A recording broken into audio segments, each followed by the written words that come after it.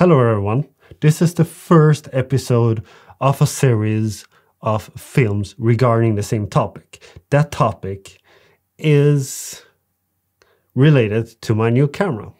It's not entirely new. In matter of fact, it's new for me, but in matter of fact, it's over 10 years old. And that camera, my friends, is the legendary Fujifilm X-pro1. The camera that set the standard for street photography. Or maybe not. Anyway, it's a camera that is like 10 years old and is paired up with the original Fujifilm 35mm 1.4. Rumors said that Fujifilm took some of their magic powder and they sprinkled it over this lens and over this camera. That, my friend, is why this camera has this rumor of producing colors and images that not even the newer X-Pro models can keep up with. So that's why I picked up this, to figure out if that's just a myth or if it's actually true. Does this 10-year-old camera produce images that in some ways can be considered to be better looking than the newer X-Pro 3 and the newer sensors? This one has the Fujifilm X-Trans sensor, and it's the first one, the original X-Trans, while this one has the X-Trans 4 sensor. There's one camera in between here, which is the Fujifilm X-Pro 2. That camera has the X-Trans 3 sensor. So there's a gap here. There's no X-Pro model that has the X-Trans 2 sensor. What this means is that the circle is complete for me. I tried all the X-Trans sensors. Well, not really. I didn't try the new stacked one, but I tried the X-Trans 1. That is in this one, and I had a Fujifilm EX2 and a Fujifilm X100T, which has the X-Trans 2 and X-Trans 3 in the X-Pro 2 and X-Trans 4. However, we're not going to go into much depth on this camera because before I start doing my comparison, before I start to comparing the old 35mm lens with the newer f2 35mm lens, before I start to compare this camera up to this one side by side and all that stuff, there's one thing I have to do. And that, my friends, is to fix the monitor. Have a look on this.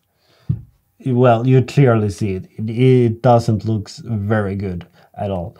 And this is not something that you could just like clean off. It's actually the monitor itself, it's worn down. It's got these hazy things on it. But I'm pretty sure we could polish this. We could just use some simple machine polish that you would use on a car. And this is nothing fancy. It's just basically the cheapest one I could find. You don't need any more fancy things.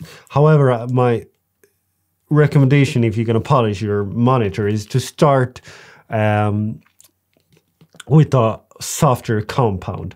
When you're talking about polishing, especially when polishing car, there's a cut on it. So there's a heavy cut compound and there's softer cut compound. I'm going to hand polish it with this one, and I'm going to use a microfiber cloth. Pretty simple, just put some on the microfiber cloth and polish it, and I'm pretty confident that the scratches should go away.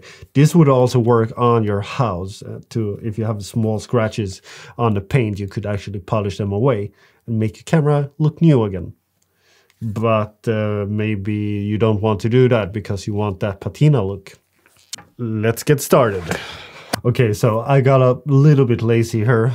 I was too lazy to move that camera that I'm recording this with to this place. So I thought, hey, let's take the X-Pro 3 and film with that. It's going to be about polishing the monitor here. And I'm simply going to take some compound here and put it on the microfiber cloth like this. Don't have much, just a little bit. And now I'm gonna buff it out a little bit. And I'm gonna move it around in circular motions. And I'm gonna try to put some pressure on it, because you want to build up some heat when you're doing this. And let's dry it off and see. Yeah, we could see a huge difference already. Just look at this. This is very nice to see. It's gonna make it look like it's brand new. So I'm pretty confident that I'm gonna be able to buff out all of these scratches. Almost there. There's still some smaller imperfections around the sides. But it is a huge difference. Just compare to where we are at now. And I'm pretty sure if I would use like a small machine or something like that, I would already be done. But I'm not gonna give up. I'm gonna try to get it perfect.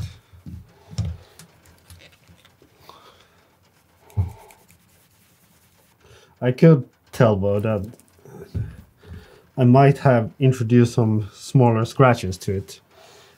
So it seems like you should definitely not using